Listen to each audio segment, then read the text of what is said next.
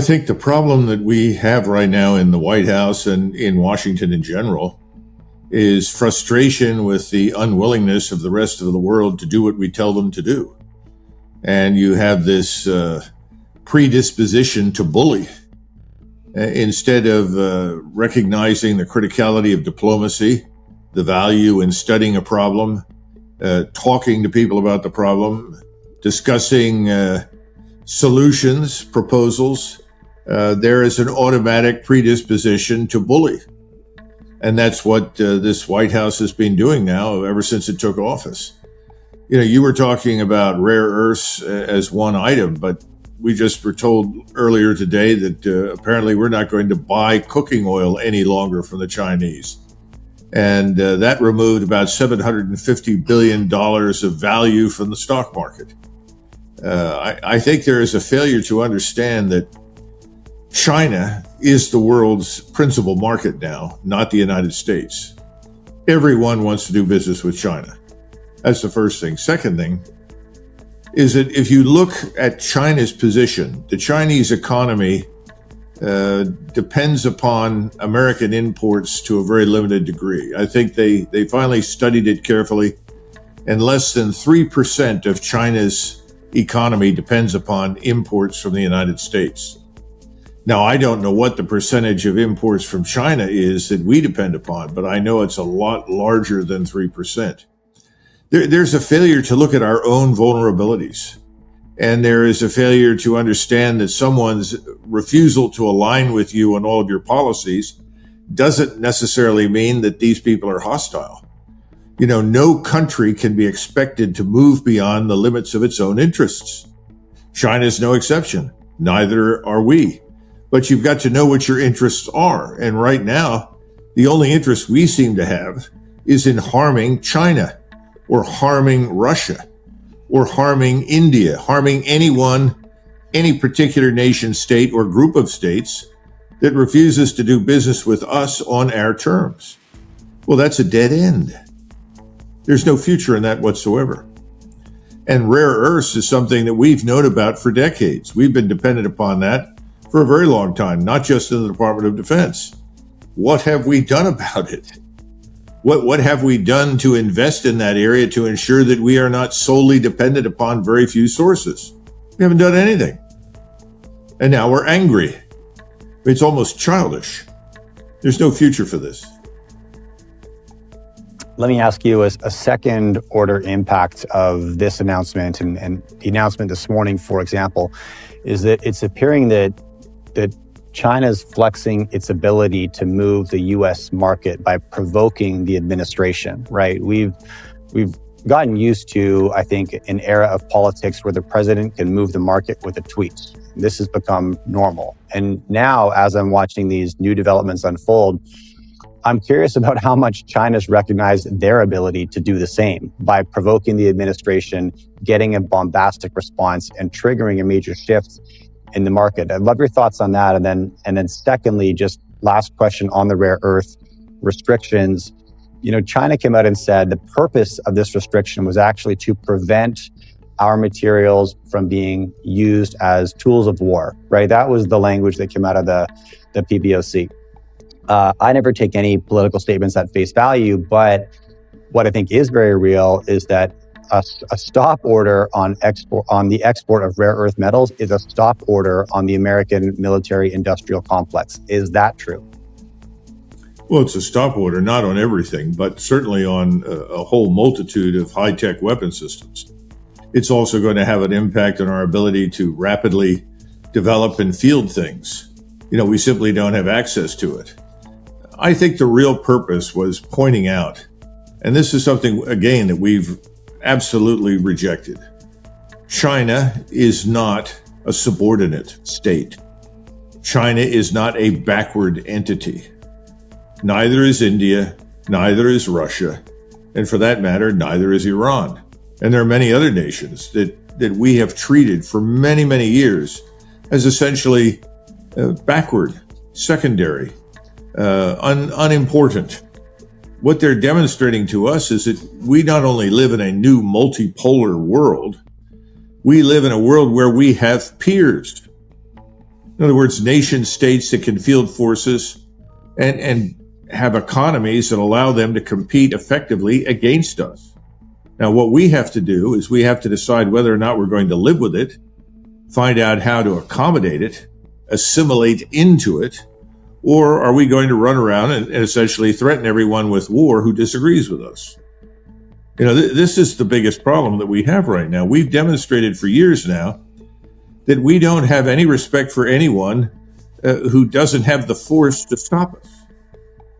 Our first inclination is to reach for military power.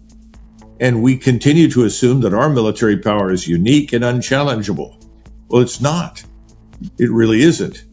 And the Chinese and the Russians and others have bent over backwards to avoid confronting us militarily. We interpret that as weakness, Jay. It's not weakness. It's common sense. It's rationality. They live in a world where war is destructive and antithetical to business. We don't seem to have a role in that world. We seem to think when all else fails, even if all else hasn't failed, you use military power to intimidate, to beat down, to suppress. The Chinese are not going to put up with that, and neither will the Russians. So right now, I think, in answer to both of these questions, we are the problem. Provoking us is easy because we're easily provoked. We want our way. We've lived in a world for 80 years where we've had our way, where we could print as much money as we want and then pass our debt on to everybody else and tell them to like it. This is ending. This is the end of dollar dominance. And we're watching India do business with China and yuan. We're watching the Saudis do the same thing. We're watching gold vaults being set up in Riyadh, in Hong Kong by the Chinese for a gold-backed economic system. Not necessarily for one kind of currency. Maybe it'll be a basket of currencies. I don't know what the answer will be, but the point is that they have managed to build parallel institutions much faster than we thought they could. They're not yet as sophisticated as we are in our banking system, but they're getting there. And instead of fighting this and aggravating and antagonizing the situation, we ought to be figuring out how we're going to interact with it. Because I think where we're headed right now, Jay, on a macro level, is two separate, distinctive systems on the globe. One will be dominated by our financial system, even if it's limited basically to Europe and North America. I'm not even sure the Australians will join that because they're in China and they're very dependent upon the Chinese. But my point is that's one system. And then perhaps the rest of the world will enter this BRICS system. So we'll have this divergence. That's one outcome. But I don't think we're going to have a single global system any longer. And that's because people are fed up with us. And, we can look at all sorts of implications for what that means in trade and commerce.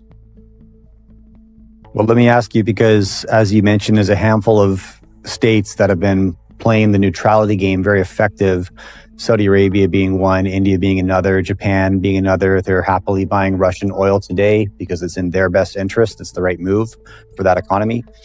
You mentioned Australia, which is a economy that we assume is Western aligned, but from a geographic and proximity standpoint, Asia is a better trade partner and China is their biggest customer. When all of this rare earth headline began making waves, there was another development that I was watching that made me cock an eyebrow, because at the end of September, China, who imports more Australian iron ore than anybody else, about 710 million tons per year, put a stop order on new US dollar purchases of iron ore. So not a stop order on Australian iron ore from BHP, but a stop order on US dollar purchases. Now, obviously, this brought BHP to the negotiating table, and where they landed is that going forward, China can pay for its iron ore 70% in US dollars, 30% in renminbi, right? Now, that's really interesting because that's not Venezuela, that's not Vietnam, that's not a BRICS aligned nation, that's Australia, right? That's like a G7 adjacent nation. One way to think about that. Do you see this as like a bit of a tipping point precedent? It's notable, I believe, but what's your take on that picture, Colonel? No, I think the picture that you painted is a very accurate one, and that's where we're headed. The United States is not the scientific industrial giant that it once was. We're not the indispensable market any longer. What we need to do for ourselves is another subject, and we need to talk about that because the United States needs to take a different path into the future. But right now, I think what you just described is unavoidable. Most of the people that I listen to, whether it's Nassim Taleb, who has been telling people for months now that gold is the reserve currency, not the dollar, and large numbers of other prudent financial analysts, whether it's Alistair MacLeod in London, who's very concerned about the gold exchanges, they all are pointing at the same thing. The dollar is crumbling. And most of the world is beginning to de-dollarize. And I don't think there's a great deal that we can do to stop that in the short run. I think it's going to continue. We're the ones that have effectively debased our currency. So the question is, where do we fit in? How do we fit in? What do we do in the future? That's really the question for us. The rest of the world is making up its mind exactly as you have described. And that's why I said at the very beginning, no nation can be expected to move beyond the limits of its own interests. And right now, most people's interests dictate de-dollarization. So the real question is, what do we do? And that's something that is very painful for the people in Washington. And it's not painful for the American citizenry. The American citizenry has not been consulted on any major decisions. But when Trump was elected, what he should have done was begun shedding our overseas military commitments. He should have been interested in terminating these conflicts as quickly as possible because they are a drain on our prosperity. Then he needed, instead of going into a tariff war and declaring war effectively on most of the world, I mean, it's one of the first times I think in modern history we've seen tariffs imposed on friend and foe. I mean, suddenly people that were friends of the United States that have been allies, have worked with us, are suddenly being punished with tariffs. Didn't make a lot of sense.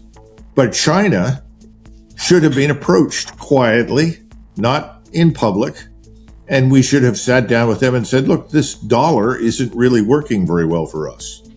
It's a problem because the Chinese have been saying very publicly, and I think very honestly, they do not want to be the world's reserve currency. And we could have sat down with them and said, well, what are the things that we need to do that we can do with you to avoid the crisis, the conflict that we see in the financial markets and the problem for the dollar? We never did that. This is back to what I was saying before. We immediately respond by threatening people with one thing or another, and ultimately it becomes military. That's a dead end. There's this thing called diplomacy. It's almost completely missing from our vocabulary. You know, there's no willingness to sit down and negotiate. We really need to negotiate with the Chinese. Now, I don't know how ready they will be to talk to us any longer, especially with this administration. The last one was bad. In this connection, this one has turned out to be worse. So nobody sees any light at the end of the tunnel with us. So the predisposition is to say, America is patient zero. They're at the end of the hall. We've locked them in a room by themselves, so they're no longer contagious. And the rest of us are going to get on with life on planet Earth. Literally, I think that's where we're headed to some extent. And I don't think people in Washington understand it. They really live in a fantasy world where we are everything and everybody needs us and no one can contradict us.